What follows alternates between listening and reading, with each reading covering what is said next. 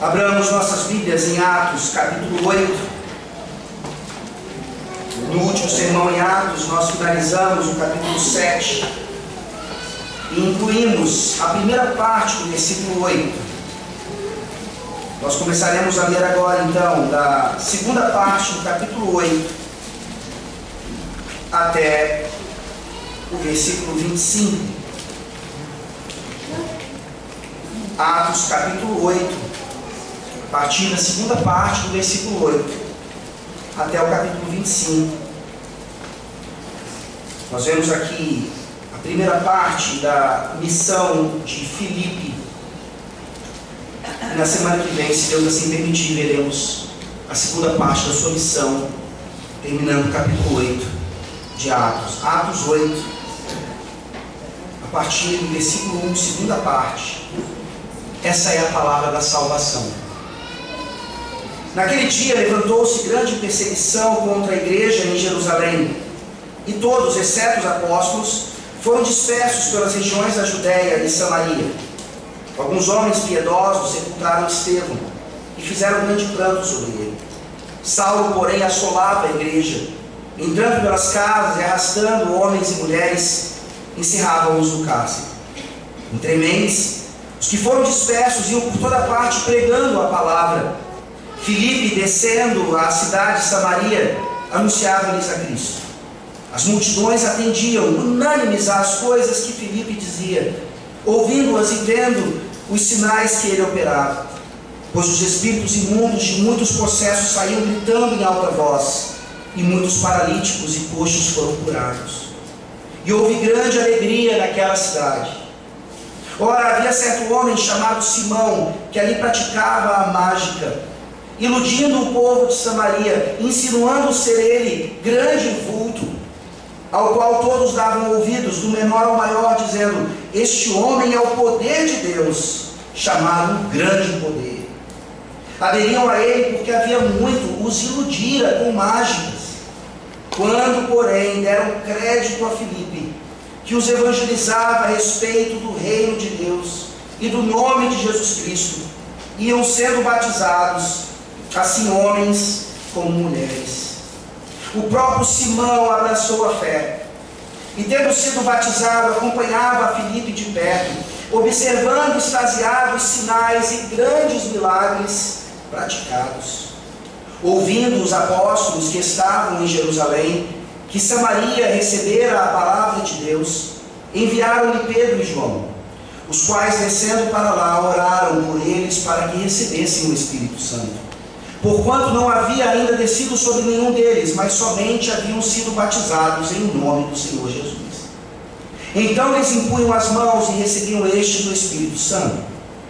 Vendo, porém, Simão, que pelo fato de imporem os apóstolos as mãos era concedido o Espírito Santo, ofereceu-lhes dinheiro, propondo: concedei-me também a mim este poder, para que aqueles sobre quem eu impuser as mãos recebam o Espírito Santo.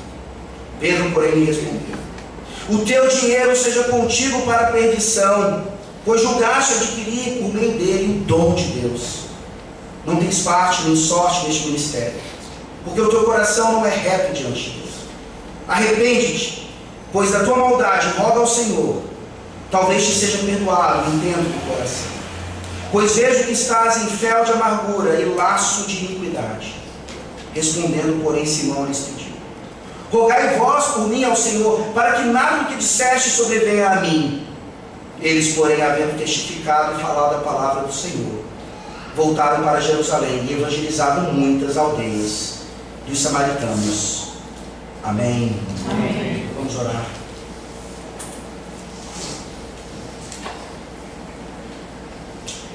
Senhor nosso Deus, Deus dos avivamentos, Deus que concede aos homens a regeneração pelo Teu Santo Espírito. Obrigado por esse relato que nós lemos aqui em Atos, depois de um relato tão terrível, que nos falou a respeito do apedrejamento e morte de Estevão, aquele que antes de morrer viu os céus abertos, e o Senhor Jesus Cristo em pé, aguardando para receber ali aquele que foi fiel e fiel até a morte. Ó Deus Todo-Poderoso, nessa noite, venha nos mostrar mais uma vez o poder do Teu Santo Evangelho. Não apenas ouvindo, ó Deus, o que Ele é capaz de fazer, mas podendo ver, podendo testemunhar também no nosso meio um grande avivamento. É por isso que nós pregamos, é por isso que nós ainda cremos, é por isso que nós insistimos em fazer aquilo que parece loucura para os homens, ó Deus, mas que é o Teu poder maravilhoso para a salvação de todo aquele que crê.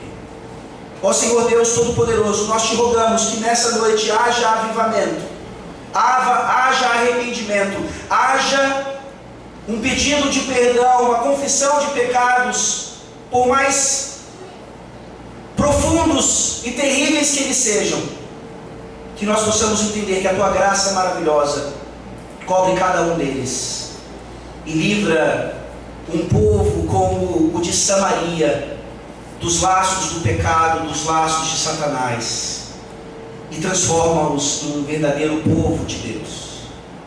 Tende misericórdia, Senhor, de nós nessa noite. Fala conosco poderosamente. Assim nós te pedimos, em nome do Senhor Jesus Cristo, o nosso Evangelho, a nossa salvação, é que nós oramos. Amém? Amém. Dediquei muito tempo e pensamento para essa ilusão. Posso garantir que é a malandragem pura. Eu fiz isso por meios perfeitamente normais e naturais. Eu criei-a para mostrar o que pode ser feito nesse sentido. Agora eu lhe imploro, Sir Arthur, não tenha a conclusão de que certas coisas que você vê são necessariamente sobrenaturais ou obra de espíritos, só porque você não pode explicá-los.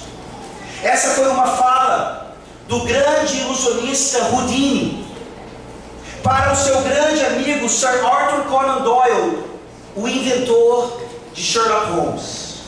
Depois você pode pesquisar um pouquinho mais sobre a amizade deles, uma história interessantíssima entre esses dois grandes nomes da história, que nos falam a respeito de um que realizava coisas que pareciam sobrenaturais. Houdini era admirado como um grande ilusionista, mas como alguém que parecia ter poderes realmente para nos livrar daquelas cadeias, com aquelas fugas maravilhosas e fantásticas. Enquanto Arthur Conan Doyle, cujo personagem criado principal, um homem como Sherlock Holmes, totalmente voltado para o racionalismo, para desvendar mistérios não pelo sobrenatural, mas pelo natural. Ele mesmo, o criador de Sherlock Holmes, era um entusiasta do espiritismo, sendo a sua própria esposa uma médium espírita. Houdini, então, por essa fala e tantas outras tentativas, tenta mostrar para Arthur Conan Doyle que acreditar nessas coisas era falsidade. Acreditar nessas coisas não levava ninguém a qualquer lugar. E nós estamos diante de um texto que nos fala a respeito de um homem que iludia muitas pessoas, mas que foi confrontado pelo verdadeiro poder do Evangelho, e o seu poder cai por terra, e ele mesmo passa a admirar aquilo que verdadeiramente era poderoso. Mas nós temos no texto um confronto direto entre falsa mágica ou mágica ilusória e aquilo que realmente pode transformar a vida de alguém. Aquilo que verdadeiramente é sobrenatural e que não apenas parece sobrenatural. Um poder que verdadeiramente vem de Deus e não é falsificado nem mesmo por aqueles que servem a Satanás. Nessa noite, meus irmãos, nós vamos mais uma vez nos lembrar que o Evangelho não é um truque de mágica, mas é o verdadeiro poder de Deus. O Evangelho transforma pessoas, o Evangelho faz coisas maravilhosas e fantásticas. E não é um truque, não é mágica, não é ilusionismo, é realidade, porque é a única coisa que manifesta de fato o verdadeiro poder de Deus, que continua agindo no mundo que Ele mesmo criou para os seus devidos propósitos. Nós vemos no capítulo 8, então, agora, de Atos dos Apóstolos, seguindo exatamente aquilo que aconteceu com Estevão, que quando questionado a respeito do que ele ensinava, ele abriu a sua boca e aproveitou a oportunidade para mais uma vez não ser apenas fiel à palavra de Deus, mas anunciá-la com integridade e coragem para que houvesse salvação no meio do sinédrio, no meio daqueles que se levantavam, sim, contra Deus e contra os seus servos. Nós sabemos o que acontece, ele é apedrejado até a morte, e mesmo no apedrejamento, e mesmo diante da morte, ele ora ao Senhor, pedindo que aquele pecado não fosse imputado ao povo. E nós sabemos que pelo menos um daqueles recebe exatamente a resposta dessa oração. Saulo consentia na morte de Estevão. Saulo estava ali para assegurar que aquele herege fosse morto. Mas lá no capítulo 9, quando chegarmos lá, veremos a grande transformação de Saulo em Paulo. Não um truque de mágica, não um mero ilusionismo, mas uma verdadeira transformação. Talvez a principal conversão de toda a história da humanidade. E é exatamente nesse contexto, então, que nós continuamos a ver o capítulo 8 de Atos. Nós vemos aqui no primeiro momento, dos versículos 1 ao 13, como o Evangelho é pregado em Samaria. E a partir do versículo 14 até o versículo 25, como o Evangelho é confirmado em Samaria. Então percebam que há dois níveis aqui. O Evangelho é pregado, coisas maravilhosas acontecem, mas esse Evangelho ele é confirmado. E nós perceberemos então como Simão o mágico, ele é aqui o centro dessa história toda. Porque ele está ao mesmo tempo recebendo o Evangelho, mas sendo colocado alguém aqui como alguém que não é confirmado no Evangelho. Existe uma diferença fundamental e fatal nisso tudo. E nós somos então mais uma vez confrontados com essa realidade em nossas próprias vidas. O Evangelho foi pregado a você, você ouviu e respondeu. O Evangelho já foi confirmado na sua vida? Ou a sua pública profissão de fé não passou de uma mera ilusão ou de algum tipo de truque? Vejamos então mais uma vez, a partir do primeiro versículo do capítulo 8 até o versículo 13, o que significa o Evangelho pregado em Samaria. Leiamos mais uma vez. Naquele dia, levantou-se grande perseguição contra a igreja em Jerusalém, e todos, exceto os apóstolos, foram dispersos pelas regiões da Judéia e Samaria. Alguns homens piedosos sepultaram Estevão e fizeram grande pranto sobre ele. Saulo, porém, assolava a igreja, entrando pelas casas e arrastando homens e mulheres, e encerrava-os no cárcere. Incrementos que foram dispersos iam por toda parte, pregando a palavra. Filipe, descendo a cidade de Samaria, anunciava-lhes a Cristo. As multidões atendiam unânimes às coisas que Filipe dizia, ouvindo-as e vendo os sinais que ele operava, pois os espíritos imundos de muitos possessos saíam gritando em alta voz, e muitos paralíticos e coxos foram curados. E houve grande alegria naquela cidade. Ora, havia certo homem chamado Simão, que ali praticava a mágica, iludindo o povo de Samaria, insinuando ser ele grande vulto, ao qual todos davam ouvidos, do menor ao maior, dizendo: este homem é o poder de Deus, chamado grande poder. Aderiam a ele porque havia muitos iludiram com mágicas. Quando, porém, deram crédito a Filipe, que os evangelizava a respeito do reino de Deus e do nome de Jesus Cristo, iam sendo batizados, assim homens como mulheres. O próprio Simão abraçou a fé, e tendo sido batizado, acompanhava Filipe de perto, observando extasiado os sinais e grandes milagres praticados. Nós temos aqui um grande marco no livro de Atos. Nós começamos a ver o trabalho dos apóstolos em Jerusalém. E a partir do capítulo 8, então, nós começamos a ver agora a expansão do Evangelho. E claramente aqui, essa expansão veio devido a uma perseguição. Abra sua Bíblia novamente em Atos capítulo 1, versículo 8. E nós temos aqui um trocadilho ou um jogo de números que nos faz lembrar algo importante. Atos capítulo 1, versículo 8, é complementado agora por Atos capítulo 8, versículo 1. Atos capítulo 1, versículo 8 diz: mas recebereis poder ao descer sobre vós o Espírito Santo, e sereis minhas testemunhas, tanto em Jerusalém, como em toda a Judéia e Samaria, até aos confins da terra. Os apóstolos estavam ali então, juntamente com os evangelistas, sendo testemunhas do Evangelho de Jesus Cristo em Jerusalém. Nós vimos o que aconteceu com Estevão. Nós vimos no sermão passado que ele não era apenas um dos 7, que além de ser diácono, ele havia recebido aquele ofício temporário daquela época apostólica para ser um evangelista, para abrir a sua boca e para realizar sinais e prodígios, para que então o evangelho fosse maravilhosamente pregado ali e houvesse salvação. As pessoas não ouviram a Estevão, pelo contrário, rejeitaram a sua mensagem, rejeitaram o Evangelho de Deus e apedrejaram esse homem até a morte. Agora então a promessa do Senhor Jesus Cristo, lá de Atos 1:8, vai começar a se realizar em Atos 8:1. Agora o Evangelho vai começar a sair, vai começar a se expandir. Não vai ficar apenas em Jerusalém, mas vai partir por toda a Judéia, por Samaria, e vai chegar até os confins do mundo.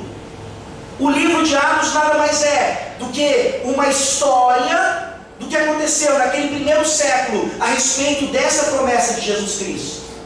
O livro de Atos, como nós veremos, acaba com Paulo preso em Roma, pois o Evangelho havia chegado até lá. Nós olhamos então para o que está acontecendo aqui. E nós precisamos entender que existe uma razão para que progressivamente, então, o Evangelho saia de Jerusalém, onde estavam ali as ovelhas perdidas da casa de Israel. E ele passa agora para toda a Judéia e para Samaria. Pois quem eram os samaritanos? Nós precisamos lembrar dessa realidade. Abra sua Bíblia em 2 Reis, capítulo 17.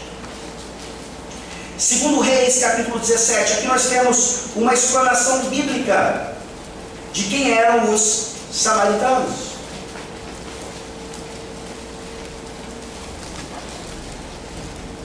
2 Reis, capítulo 17, a partir do versículo 24. O rei da Síria trouxe gente de Babilônia, de Cuta, de Ava, de Ramat e de Sevar-Vaim, e a fez habitar nas cidades de Samaria, em lugar dos filhos de Israel. Tomaram posse de Samaria e habitaram nas suas cidades. A princípio, quando passaram a habitar ali, não temeram o Senhor. Então mandou o Senhor para o meio deles leões, os quais mataram alguns dos do povo. Pelo que se disse ao rei da Síria: as gentes que transportaste e fizeste habitar nas cidades de Samaria não sabem a maneira de servir o Deus da terra. Por isso enviou ele leões para o meio delas, os quais as matam, porque não sabem como servir o Deus da terra. Então o rei da Síria mandou dizer: levai para lá um dos sacerdotes que de lá trouxestes, que ele vai lá habite, e lhes ensine a maneira de servir o Deus da terra. Foi, pois, um dos sacerdotes que haviam levado de Samaria e habitou em Betel, e lhes ensinava como deviam temer o Senhor. Porém, cada nação fez ainda os seus próprios deuses nas cidades em que habitavam, e os puseram nos santuários dos altos que os samaritanos tinham feito. Os de Babilônia fizeram Sucote Benote, os de Cuta fizeram Nergal, os de Ramat fizeram Azima, os aveus fizeram Nibás e Tartaque, e os serfarvitas queimavam seus filhos, e a Adrameleque e a Anameleque, deus de Sefarvaim. Mas temiam também ao Senhor, dentre os do povo constituíram sacerdotes dos lugares altos, os quais oficiavam a favor deles nos santuários dos altos. De maneira que temiam o Senhor e ao mesmo tempo serviam aos seus próprios deuses, segundo o costume das nações entre as quais tinham sido transportados. Até o dia de hoje fazem segundo os antigos costumes, não temem o Senhor, não fazem segundo os seus estatutos e juízos, nem segundo a lei e o mandamento que o Senhor prescreveu aos filhos de Jacó, a quem deu o nome de Israel. Essa é a história da formação dos samaritanos. Por isso eles eram odiados pelos judeus. Por isso eles odiavam os judeus. Por isso, quando nós vemos o Senhor Jesus se encontrando com a mulher samaritana à beira daquele poço, nós podemos perceber que aquela mulher aguardava um profeta. Nós podemos saber que aquela mulher, de alguma forma, sabia que em Jerusalém se adorava de uma forma e na terra de Samaria se adorava de outra. Você tem então nesse povo uma grande mistura, um grande sincretismo. Ora buscando o Senhor, ora sendo idólatras, como nós vimos ali.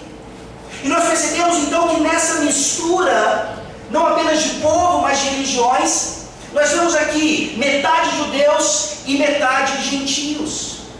Por isso então a palavra do Senhor não tinha sido prometida apenas para os judeus de sangue, os filhos de Abraão, por etnia, mas também para samaritanos e para todos aqueles a quem Deus chamasse. Pedro já havia dito isso em Atos capítulo 2. Ou seja, Filipe se levanta agora, sendo ele um dos 7 diáconos, e como Estevão, um evangelista também, e vai e começa então a pregar em Samaria. Isso nos faz entender, meus irmãos, quem é que se levanta e vai expandir o evangelho durante essa perseguição. Nós percebemos que aqui, esse é um texto muitas vezes mal interpretado. O versículo 1 diz: naquele dia levantou-se grande perseguição contra a igreja em Jerusalém, e todos, exceto os apóstolos, foram dispersos pelas regiões da Judéia e Samaria. Esse texto, infelizmente, ele é utilizado para justificar, por exemplo, o trabalho dos leigos da igreja.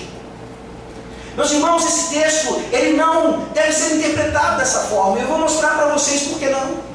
Isso não significa que os leigos não trabalham na igreja, isso não significa que os leigos não testemunham do evangelho nos seus trabalhos, na sua escola, e fazem também o evangelho expandir assim.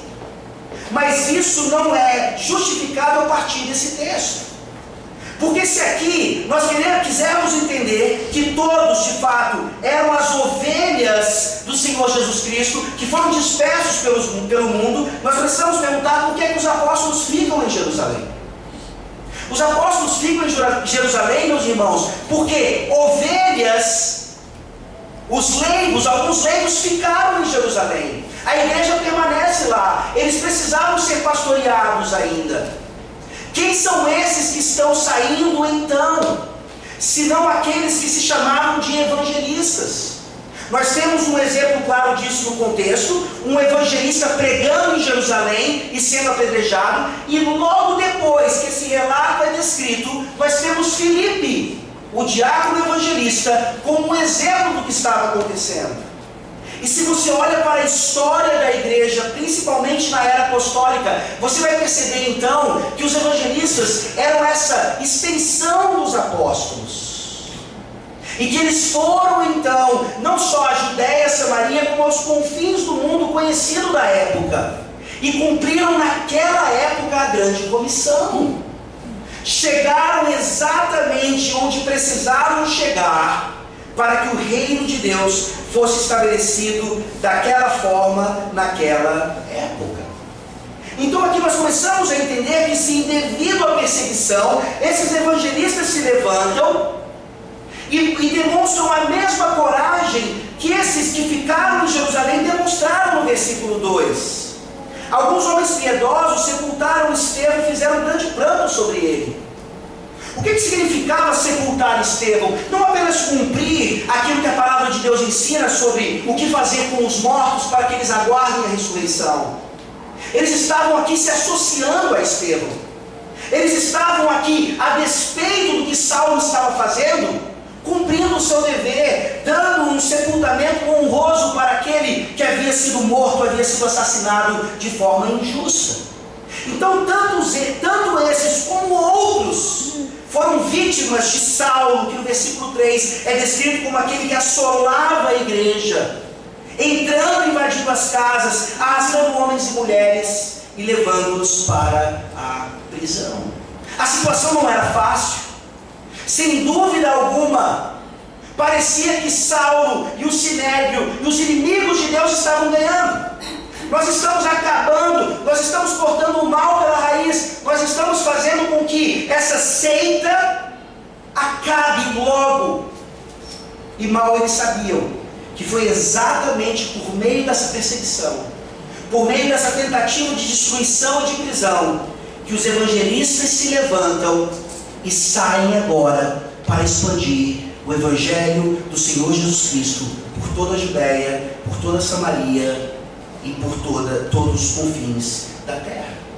E nós começamos a ver então, como eu falei anteriormente, que Filipe nada mais é do que um modelo, um exemplo do que outros fizeram também nas várias regiões. E o que acontece quando um evangelista como Filipe chega a um lugar tão sombrio, tão místico quanto Samaria? Nós lemos a partir do versículo 4. Os que foram dispersos iam por toda parte pregando a palavra. E aqui você vê então que a palavra pregando deveria ser traduzida como aquilo que um evangelista faz. Literalmente a palavra é: eles evangelizavam a palavra, eles anunciavam as boas novas. E Filipe então, como esse modelo, faz isso em Samaria, anunciando a Cristo, o nome do Senhor Jesus, pois Cristo é o Evangelho é Cristo. Imaginem então agora o que passava pela cabeça de Filipe. Ele foi comissionado para ir até Samaria, quando na verdade lá no Evangelho de Lucas nós vimos 2 discípulos de Jesus pedindo que pudessem fazer fogo do céu cair sobre os samaritanos. E Jesus disse a eles que eles não entendiam o tempo nem a hora daquilo. E é exatamente isso que deve passar pela cabeça de Filipe, que agora vai para os inimigos do povo de Deus, para os inimigos dos judeus, para aqueles que tinham um culto misturado, para aqueles que eram uma raça misturada. E é exatamente nesses lugares onde nós vemos mais claramente o poder do Evangelho. O poder do Evangelho é exatamente para esse tipo de pessoa. A pessoa mais perdida, a pessoa mais marginalizada, a pessoa mais impossível de ser salva. É ali o nosso alvo, para que o Evangelho, o nome de Jesus seja proclamado e nós tenhamos plena convicção de que o Senhor Jesus continua salvando por meio do seu Santo Espírito exatamente pessoas assim. E nós vemos aqui então que a resposta ao anúncio de Cristo é uma resposta completamente afirmativa. Percebam mais uma vez que Filipe, ele não está apenas anunciando a palavra, ele não está apenas pregando a palavra, mas ele realiza também os sinais. Exatamente o que nós vimos na vida de Estevão. Ele pregava, defendia a fé e realizava sinais. Evangelistas como os braços, como a extensão dos apóstolos, tinham esses dons também. Os sinais e maravilhas, os prodígios, atestando que a palavra de Deus realmente vinha do alto. Não era de uma seita, não era uma nova religião. Era o cumprimento das promessas do Senhor do Antigo Testamento, que diziam que até samaritanos seriam novamente reunidos como povo de Deus. Nós olhamos para esse evangelista e nós olhamos para os dias de hoje, quando não há mais esse tipo de ofício, porque ele era de fato temporário, mas há ainda o ministério da palavra, e nós percebemos como pastores e ministros devem sim sair dos seus púlpitos e devem invadir esses rincões aí, o interior do Piauí, os terreiros de Candomblé, os centros espíritas, para que o Evangelho ali seja pregado. Para que o Evangelho seja pregado ali com poder. Sabendo que exatamente desses lugares, exatamente nesses lugares, o Senhor, tendo alguns eleitos ali, vai fazer exatamente o que Ele fez nos dias de Filipe. E o que nós estamos aguardando para orar e pedir para que o versículo 8 se realize ainda mais no nosso meio. E houve grande alegria naquela cidade. Meus irmãos, são textos assim que nos animam, porque nós tivemos um ótimo retiro de carnaval, saímos dali edificados, saímos dali com a esperança de que alguém, porventura, que não conhecia Jesus, passou a conhecer ser o nosso objetivo. Porque duas irmãs nossas vieram de Salvador para o nosso retiro, e eu perguntei a elas: lá na igreja de vocês teve culto? Não, pastor, não teve, porque é impossível, a cidade fica tomada, é muita insegurança, muita violência. Nós vivemos em um país de trevas, nós vivemos em um país sincretista, nós vivemos em um país de espiritismo, de macumba, de tantas coisas que claramente são de Satanás e que devem continuar sendo combatidas nada mais nada menos do que pelo Evangelho.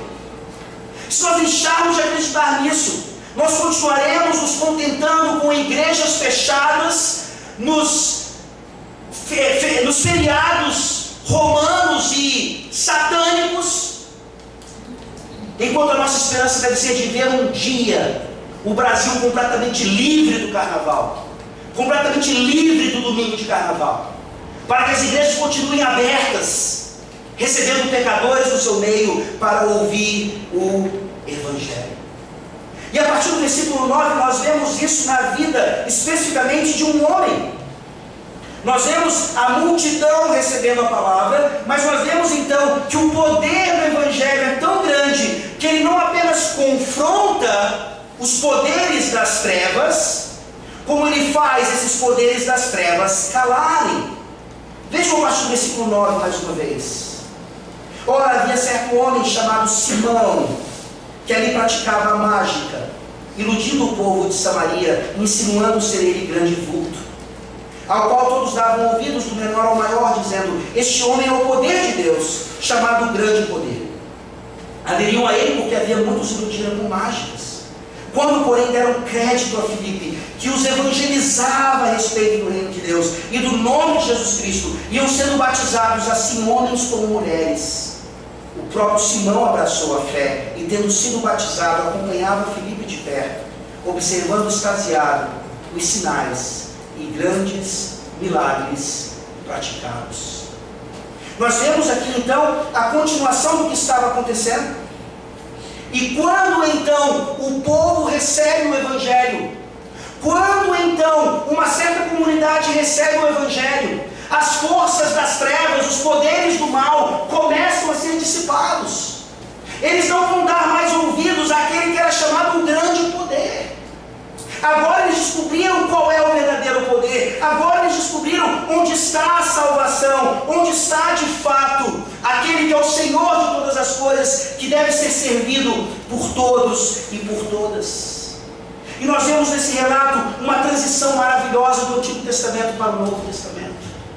Nós vemos aqui no início de Atos a palavra de Deus nos mostrando que aquele antigo ritual veterotestamentário de inclusão de pessoas do povo de Deus, ou de admissão de pessoas do povo de Deus, a circuncisão, ela é transformada em batismo.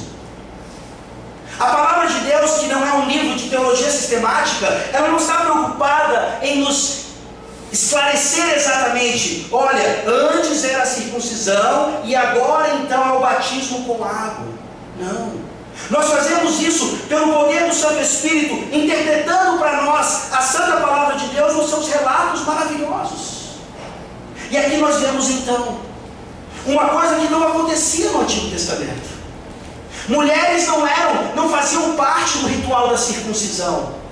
Teoricamente elas não eram batizadas então no Antigo Testamento, quando agora a graça do Senhor Deus, a abrangência do Evangelho é tão maior que no versículo 12 nós vemos que aquelas pessoas que aderiam à palavra, que acreditavam no Senhor Jesus Cristo, elas eram batizadas, assim homens como mulheres. Mulheres também não participavam da Páscoa, e hoje as mulheres participam da ceia do Senhor. Havia 2 sacramentos no Antigo Testamento, como há 2 sacramentos agora na Nova Aliança, e com a vinda do Senhor Jesus Cristo e o véu tendo sido rasgado, então nós vemos que o patriarcalismo continua, mas agora a abrangência das mulheres e a sua atuação e a sua atuação na igreja é debaixo dessa graça maravilhosa, em que um batismo e uma santa ceia também são oferecidos a todos os que creem sem distinção alguma. Que coisa maravilhosa é o poder do Evangelho no meio de um povo incrédulo, no meio de um povo completamente corrompido, no meio de um povo que era liderado por um falso guia, por um que tinha primazia ou gostava de ter a primazia, por um que se considerava como um Deus no meio deles. O Evangelho faz isso. O Evangelho, ele não se importa com reis. O Evangelho não se importa com posições. O Evangelho não se importa com aquilo que o homem faz importar. O Evangelho é aquele que humilha o que se exalta e exalta o que se humilha. Mas aqui na vida de Simão, nós temos um problema grave. Um problema que vai nos levar para o nosso segundo ponto. A linguagem do versículo 13 é que o próprio Simão abraça a fé. Ele inclusive é batizado e passa a acompanhar Filipe de perto. O versículo 13 parece indicar que o que aconteceu na vida de Simão é uma verdadeira transformação de vida. É uma verdadeira conversão. E nós vemos no versículo 14, então, que essa não é a realidade. A partir do versículo 14, nós percebemos, então, que o Evangelho, ele não é apenas pregado. O Evangelho, ele não realiza apenas as grandes modificações e transformações que só ele tem o poder para fazer. Mas esse Evangelho precisa ser confirmado. Esse Evangelho precisa ser experimentado. Esse Evangelho precisa ser e fazer parte das nossas vidas cotidianamente, e não apenas na nossa profissão de fé. O Evangelho é confirmado em Samaria, versículos 14 a 25, leiamos mais uma vez. Ouvindo os apóstolos que estavam em Jerusalém, que Samaria recebera a palavra de Deus, enviaram-lhe Pedro e João, os quais descendo para lá oraram por eles para que recebessem o Espírito Santo. Porquanto não havia ainda descido sobre nenhum deles, mas somente haviam sido batizados em nome do Senhor Jesus. Então lhes impunham as mãos e recebiam este do Espírito Santo. Vendo, porém, Simão que pelo fato de imporem os apóstolos as mãos era concedido o Espírito Santo, ofereceu-lhes dinheiro, propondo: concedei-me também a mim este poder, para que aqueles sobre quem eu impuser as mãos recebam o Espírito Santo. Pedro, porém, lhe respondeu: o teu dinheiro seja contigo para a perdição, pois julgaste adquirir por meio dele o dom de Deus. Não tens parte nem sorte nesse ministério, porque o teu coração não é reto diante de Deus. Arrepende-te, pois, da tua maldade e roga ao Senhor, talvez te seja perdoado no tempo do coração. Pois vejo que estás em fel de amargura e laço de iniquidade. Respondendo, porém, Simão lhes pediu: rogai vós por mim ao Senhor, para que nada do que disseste sobrevenha a mim. Eles, porém, havendo testificado e falado a palavra do Senhor, voltaram para Jerusalém e evangelizavam muitas aldeias dos samaritanos. Nós precisamos entender, então, o que está acontecendo aqui nos versículos 14 a 16. Mais uma vez, nós temos duas péssimas interpretações a partir disso aqui. Os versículos 14 a 16 de Atos capítulo 8 são utilizados pelo catolicismo romano para justificar a crisma. Você já foi católico romano? Você foi batizado na infância?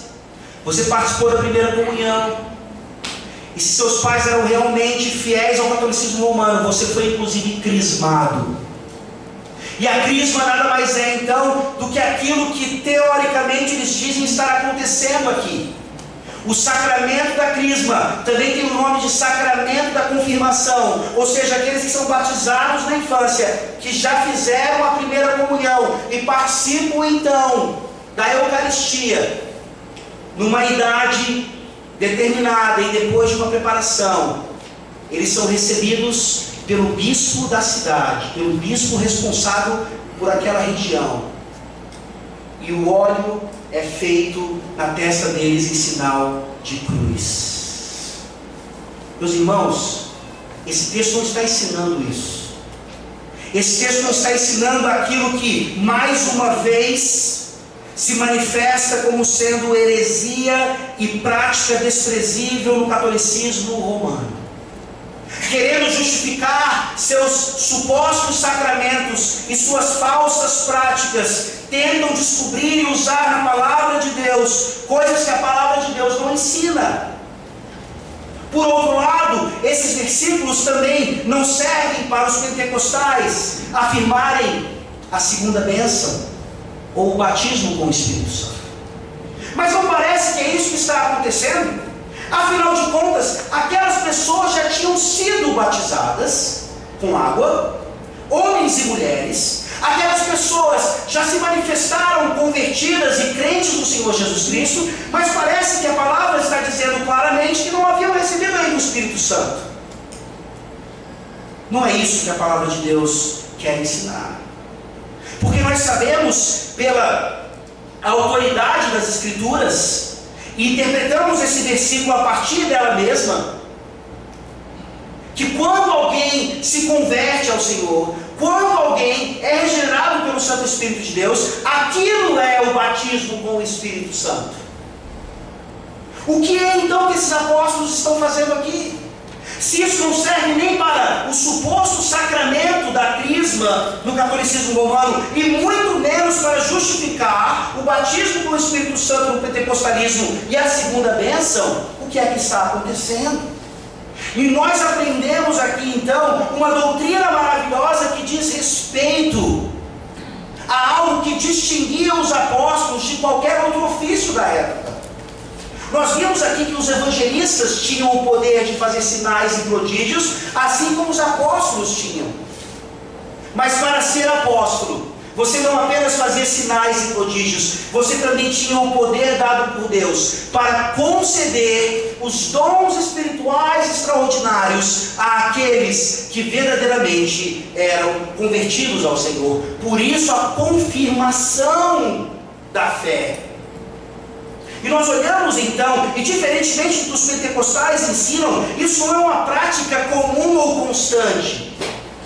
Eles argumentam isso para demonstrar que hoje na igreja, um crente é batizado nas águas e depois ele ainda recebe o batismo com o Espírito Santo. E ele pode perder isso ou não, e fica aquela confusão, quando aqui na verdade, por causa do contexto da época, quando os dons extraordinários ainda estavam servindo para isso também, nós temos apóstolos visitando Samaria, porque Filipe não tinha esse dom de conceder a eles os dons espirituais. É exatamente isso que está acontecendo. Aquelas pessoas já eram crentes, elas já tinham sido batizadas no Espírito Santo, elas já eram regeneradas, mas receberam agora dos apóstolos aqueles dons espirituais para confirmar exatamente o que estava acontecendo em suas vidas. O que acontece com Simão nesse momento? Simão já tinha sido batizado, Simão já tinha abraçado a fé, Simão estava acompanhando Filipe, mas percebam que a sua fé não é confirmada, muito pelo contrário. Simão, diante dessa manifestação que deveria confirmar os verdadeiros crentes, ele se demonstra um falso crente. Ele demonstra o quanto o seu batismo tinha sido apenas externo, o quanto a sua profissão de fé tinha sido da boca para fora. Ninguém está aqui questionando a intenção de Simão, ninguém está aqui questionando que ele participou daquilo tudo achando que era verdadeiro. Mas na hora então que a nossa fé é testada, na hora então que a nossa fé é provada, o Evangelho é confirmado ou não em nossas vidas. É por isso que nós constantemente precisamos avaliar os nossos corações, a nossa vida cristã, como nós temos de fato caminhado diante do Senhor e pelo Senhor.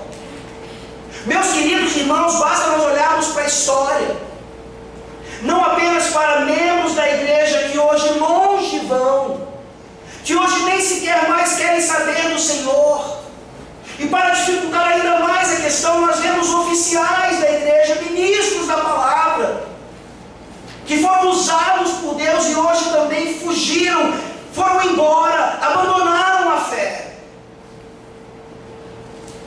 Ser membro de uma igreja não é brincadeira. Ser membro de uma igreja é muito exigente. Ser membro de uma igreja é mais do que ser membro de um clube.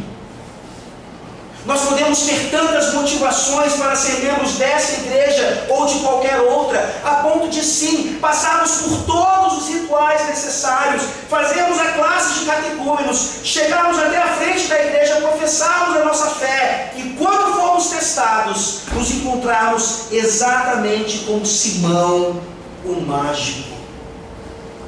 Como vai a sua fé? Como vai a continuação ou a confirmação da sua profissão de fé? Talvez aqui você não se inclua exatamente nesse pecado de Simão,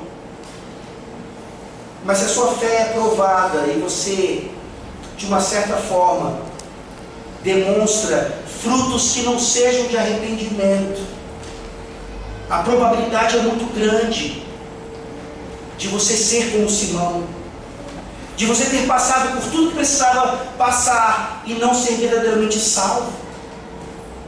Qual foi o pecado de Simão aqui então? Por que sua fé não é confirmada, como foi confirmada a dos outros irmãos que receberam os dons espirituais pela imposição de mão dos apóstolos? Vejamos mais uma vez, a partir do versículo 18.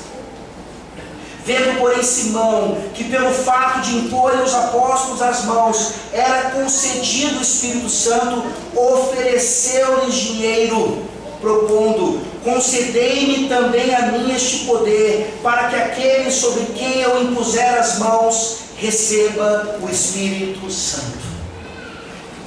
Quando você estuda a respeito de Simão, você tem várias interpretações a respeito dele. Você tem vários pais da igreja falando sobre ele. E uma coisa é dita em comum. Muitos entendiam que Simão, ele foi um dos precursores do gnosticismo. Aquela heresia do primeiro século, que os próprios apóstolos combateram. E tudo se encaixa para que, pelo menos, se ele não for o precursor disso, ele tenha sido um dos grandes líderes desse movimento. Que era uma mistura, era um cristianismo falsificado, era uma tentativa de mostrar Jesus Cristo como ele realmente não era. Vários evangelhos gnósticos foram escritos durante esse período e posteriormente também, ensinando coisas absurdas a respeito de Jesus e da fé. Simão se encaixaria perfeitamente nisso, porque ele aqui é demonstrado como alguém que não dependia do Espírito Santo, mas que queria comprar o poder do Espírito Santo. Ao longo da história da igreja, esse pecado foi chamado de simonia, a tentativa de adquirir posições na igreja. O catolicismo romano, durante muito tempo, experimentou isso. Naquela fase trágica da corrupção, talvez mais plena, na Idade Média, quando pessoas ofereciam dinheiro para ter benefícios da igreja e tanta corrupção. E mais uma vez eu digo, talvez você nunca tenha cometido simonia no meio da igreja, mas a igreja, infelizmente, como uma instituição, ela também sofre disso. Diz o ditado: quer testar um homem, quer conhecer um homem, dê poderes a ele. Diz o ditado na igreja: quer conhecer um pastor, dê a presidência de algum concílio para ele.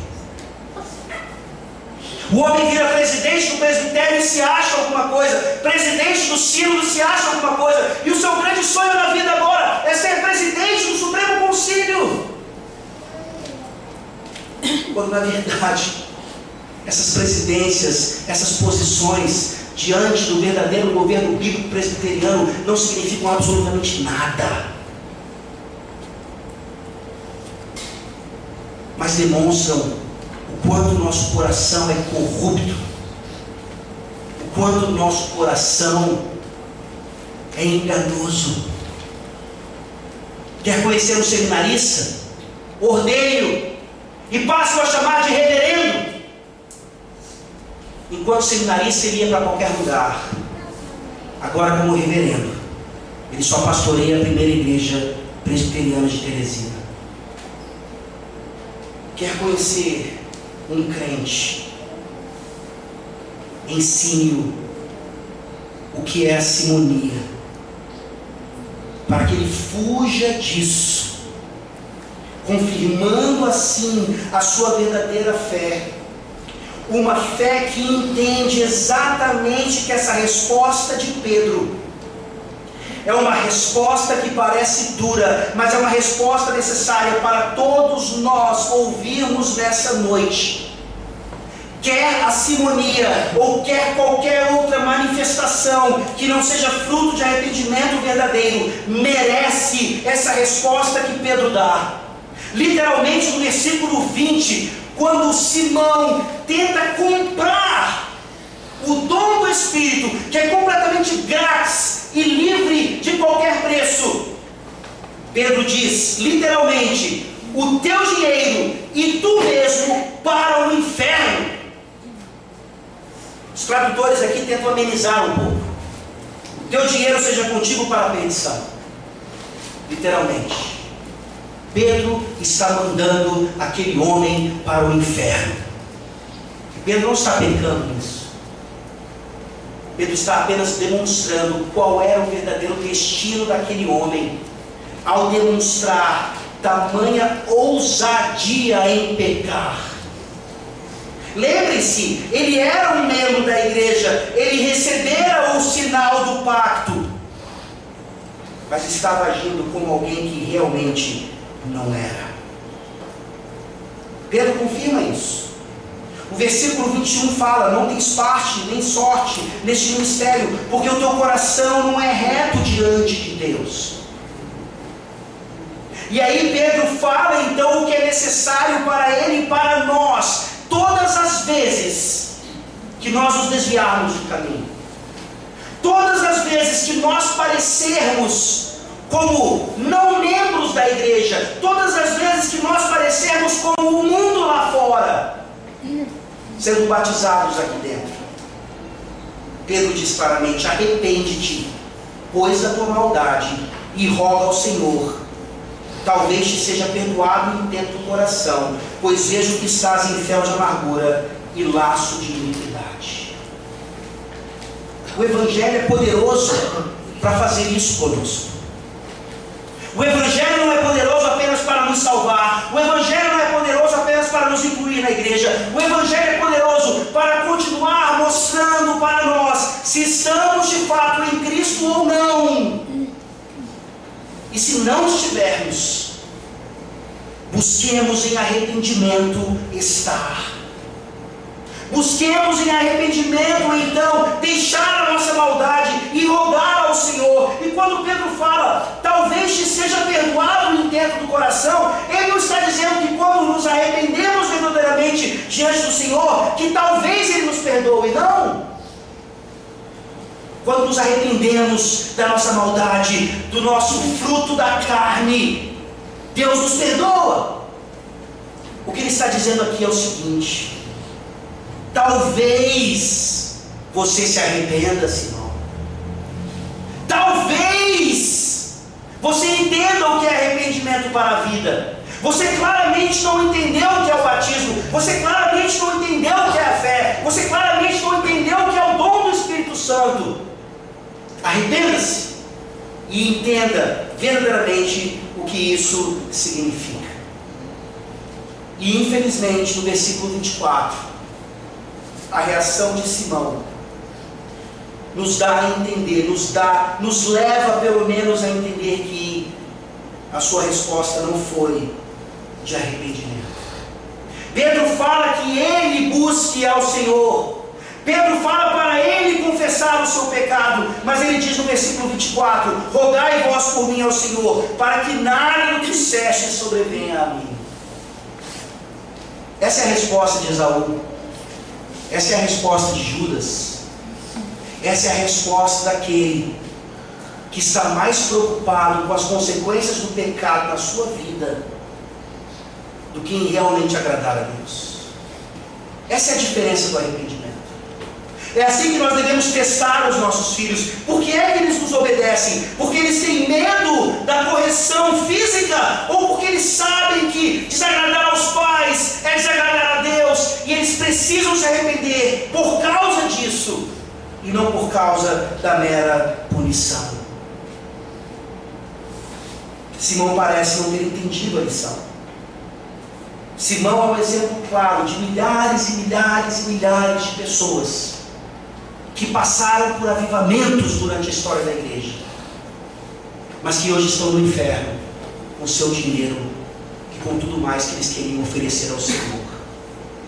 Jonathan Edwards foi um pregador da palavra, principalmente na região da Nova Inglaterra, nos Estados Unidos.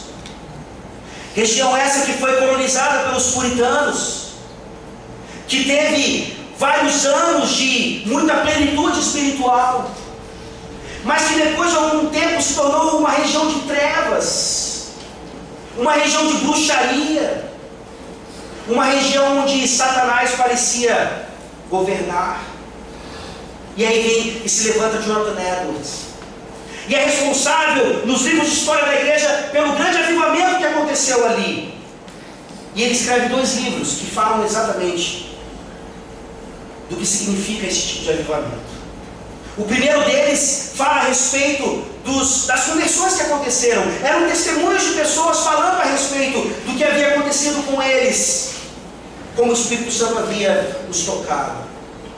Mas depois de um tempo, depois que o avivamento teve uma baixa, Jonathan Edwards começou a verificar várias falsas conversões. Jonathan Edwards começou a ver várias falsas profissões de fé. E aquilo que antes empolgava o povo de Deus em ver Deus agindo plenamente no seu meio, agora estava confundidos. Quem é crente verdadeiramente e quem não é. E ele precisou escrever um segundo livro, falando sobre marcas distintivas que demonstravam se alguém de fato havia sido batizado verdadeiramente ou não. E uma das marcas distintivas principais era essa: o arrependimento. Como é que você tem lidado com isso? Como é que você tem lidado com os erros da sua vida? É impressionante como nós somos assim. Nós erramos, nós falhamos, nós sabemos que é errado, nós sabemos que desagrada a Deus, e ao invés de nos arrependermos, nós justificamos. Nós buscamos desculpas, nós nos escondemos na nossa fraqueza, nós dizemos que nós somos meramente humanos. Nós raramente nos ajoelhamos e colocamos a boca no pó e dizemos: errei, Senhor, eu não conheço o teu Espírito Santo, eu não conheço a verdadeira fé, eu preciso te conhecer melhor, eu preciso de maior santidade. O versículo 25 fecha a história, nos mostrando o que foi o fim daquele grande avivamento que aconteceu em Samaria. Pedro e João ainda pregam a palavra do Senhor ali em Samaria e voltam para Jerusalém, onde eles deveriam estar, pastoreando aquele povo que ainda estava ali, ou em prisões, ou escondidos em suas casas. E ao voltarem, eles evangelizavam as aldeias dos samaritanos. Aqueles homens não perdiam tempo de fazer aquilo que nós somos chamados para fazer. A principal missão da igreja, sem dúvida alguma, é essa: anunciar as boas novas do Senhor Jesus Cristo. Sim, onde quer que nós estejamos. Sim, num país como o nosso. Sim, numa situação tão irônica, quando nós estamos aqui, numa posição em que um centro espírita ainda recebe pessoas bem do nosso lado.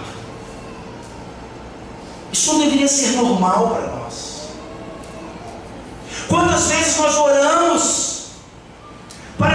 pessoas, principalmente os seus líderes, ou sejam destruídos pelo Senhor, ou se convertam ao Senhor. Quantas questões familiares ainda experimentamos e não damos o crédito necessário e suficiente ao poder do Evangelho, e nos contentamos com o poder de tantas outras coisas, porque elas são falsamente poderosas, mas nós preferimos falso poder do que verdadeiro poder. Para finalizar, por favor, abra sua Bíblia em 1 Coríntios capítulo 1. 1 Coríntios capítulo 1.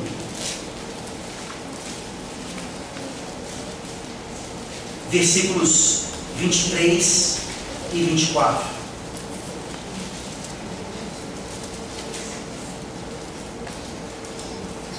Coríntios capítulo 1, 23 e 24. Mas nós pregamos a Cristo crucificado, escândalo para os judeus, loucura para os gentios. Mas para os que foram chamados, tanto judeus como gregos, pregamos a Cristo, poder de Deus e sabedoria de Deus. A cruz de Cristo é loucura, mas é o poder de Deus. O grande ilusionista Houdini, ele realmente parecia ser mais do que um homem. Ele fazia truques que pareciam ser sobrenaturais de fato. Mas quando nós olhamos para a sua biografia, ele morre depois de receber 3 socos no abdômen. Ele que se gabava de sofrer lesões no abdômen e não padecer delas, porque seu abdômen era como de ferro. Um homem e nada mais. E nós vemos Jesus Cristo pendurado e cravado na cruz do madeiro, sem poder sair dali, tendo o poder de trazer legiões de anjos para acabar com seus inimigos. Ele morre cravado na cruz, permanece sepultado e morto por alguns dias como parte da sua humilhação. Mas ao terceiro dia, ele escapa, ele sai, algo que Houdini ou nenhum outro seria capaz de fazer, porque Jesus Cristo não é mero homem, ele é Deus. E é por isso que o Evangelho é poder verdadeiro, enquanto tudo mais é falso. E o que passar do Evangelho procede de Satanás. Creiamos no poder de Jesus Cristo, no poder da sua cruz e da sua ressurreição, e nós veremos o Brasil transformado em uma nação de luz e de graça. Vamos orar.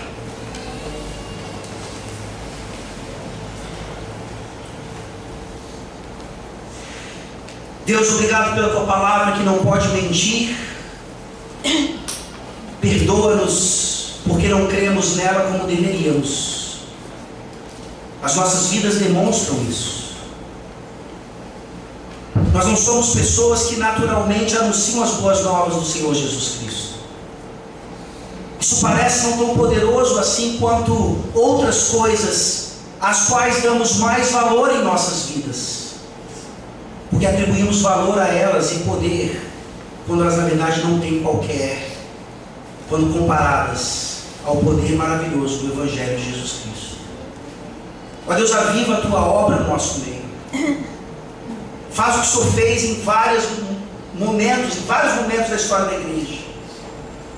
E que aqui nessa noite haja salvação e também confirmação de muitas profissões de fé que parecem falsas, sim, mas que mediante arrependimento e pelo teu santo Evangelho se tornam concretas e reais e fazem pessoas viverem a partir do poder do Evangelho, da cruz do Calvário, da ressurreição de Jesus Cristo, que não foi uma ilusão, mas continua sendo para nós um motivo de grande alegria e a nossa motivação maior para chegarmos até a Nova Jerusalém, Nos ajuda, ó Deus, a em nossa geração fazer o Evangelho expandir como se expandiu naqueles dias.